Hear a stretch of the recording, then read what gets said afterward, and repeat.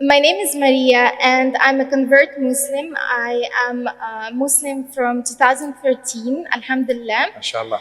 And my first Ramadan as a Muslim was in 2014.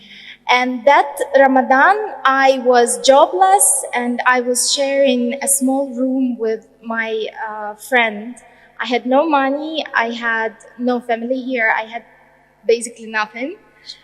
And that Ramadan was one of the best Ramadans in my life because I've been praying Qiyam every night and I've been doing my really, really best.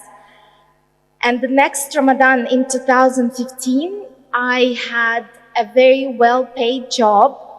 I had a husband, living in my own apartment, and I've been pregnant with my first child, Alhamdulillah. MashaAllah. MashaAllah.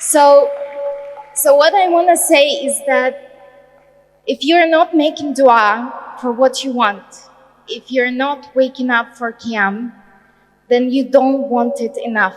Allahu Akbar. Takbir. Allah.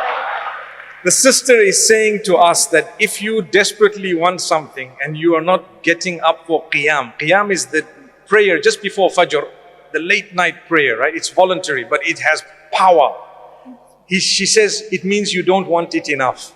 Subhanallah, you don't want it enough. Because if you really want it, you're going to do everything possible. Talk to the Lord of the worlds every single day. MashaAllah. Sister, Jazakumullah khair. What a beautiful motivation. May Allah bless you and all of us, inshallah. At least now I know certain things that I desperately want.